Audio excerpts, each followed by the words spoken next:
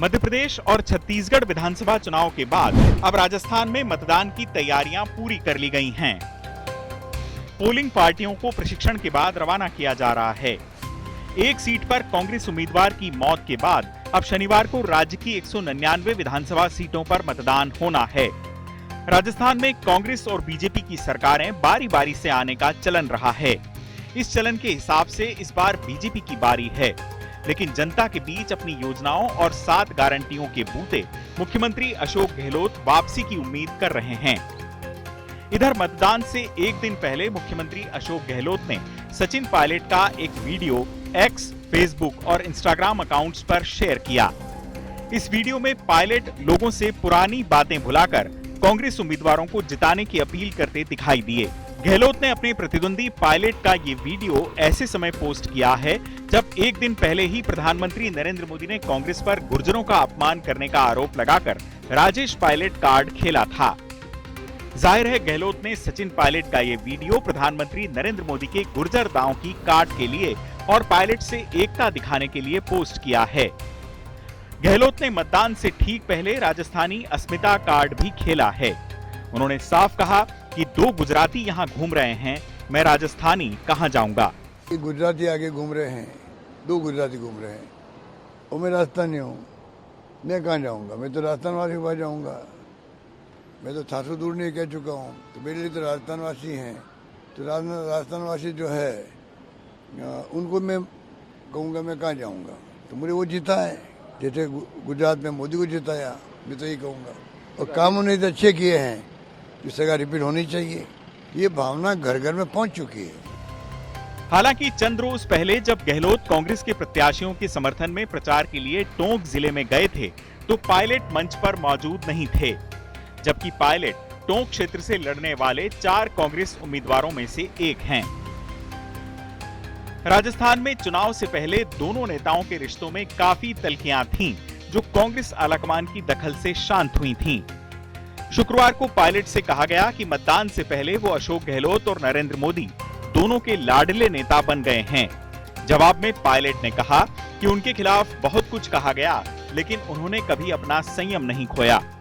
लाडला बनने के लिए मुझे नहीं लगता कि किसी और नेता की ज़रूरत है। वो तो अपना त्याग, तपस्या, समर्पण, सेवा और लगातार जनता के बीच में रहकर जो रिश्ता कायम होता है वही सबसे बड़ी पूंजी नेता की होती है, और मैं उसी दिशा में काम कर रहा हूँ। इसी प्रकार के मेरे संस्कार हैं बचपन से।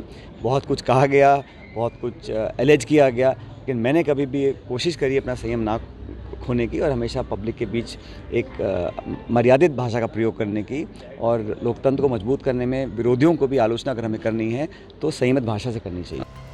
राजस्थान विधानसभा चुनाव में कांग्रेस गहलोत की सामाजिक सुरक्षा योजनाओं और 7 चुनावी गारंटियों पर वोट मांग रही है। गहलोत की योजनाओं में सस्ता गैस सिलेंडर, 25 लाख तक का मुफ्त इलाज, हर घर को 100 यूनिट फ्री बिजली, किसानों को 2000 यूनिट फ्री बिजली, बस किराए में महिलाओं को छूट और ओल्ड पेंशन स्कीम जैसी योजनाएं शामिल हैं। इसके अलावा पार्टी ने राज्य की जनता से वादा किया है कि गृहलक्ष्मी योजना के तहत परिवार की महिला मुखिया को हर साल 10,000 रुपए दिए जाएंगे। गोधन गारंटी के तहत 2 रुपए प्रति किलो की गोबर खरीद की जाएगी और सरकारी कॉलेज में आने वाले पहले साल के छात्रों को मुफ्त लैपटॉप दिए जाएंगे। इसके अलावा राहुल गांधी ने ओबीसी वोटर्स को रिझाने के लिए देश भर में जातीय जनगणना कराने का दांव भी चला है।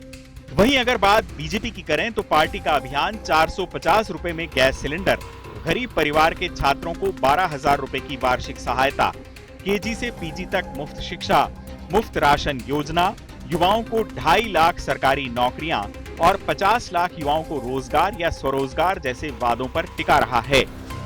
इसके अलावा बीजेपी ने महिलाओं के खिलाफ बढ़ते अपराधों, लाल डायरी और पेपर लीक जैसे मामलों पर भी गहलोत सरकार को खूब घेरा है। प्रधानमंत्री ने चुनावी रैलियों में बार बार दोहराया है कि पेपर लीक और लाल डायरी के दोषियों को नहीं बख्शा जाएगा।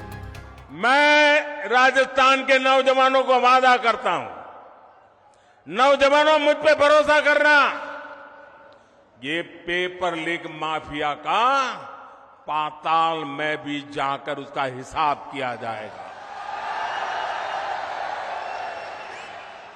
मैं आपको भरोसा देता हूं नौजवानों के भविष्य के साथ जिसने खिलवाड़ किया है, ऐसे पेपर लीक माफिया को छोड़ा नहीं जाएगा।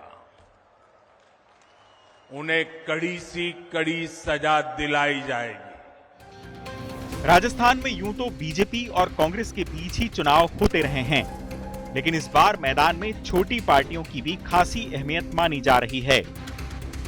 हनुमान बेनीवाल की आरएलपी के अलावा BSP, Azad Samaj party, CPM और आम आदमी पार्टी जैसी पार्टियां कई सीटों पर बड़ी पार्टियों के समीकरण बिगाड़ने की फिराक में हैं। राजस्थान में बीएसपी पिछली बार 6 सीटें जीतने में कामयाब रही थी, जबकि बेनीवाल की पार्टी को 3 सीटें मिली थीं। बेनीवाल की आरएलपी जाट बाहुल्य सीटों पर मुख्य पार्टियों को चुनौती दे सकती है। राजस्थान में 2013 से ही छोटी पार्टियों का वोट शेयर 21 से 22% के आसपास रहा है। प्रदेश में 2013 में निर्दलीय और छोटे दलों के पास 21% वोट शेयर और 16 सीटें थीं। 2018 में 22% वोट शेयर के साथ 27 सीटें इस खेमे के पास थीं।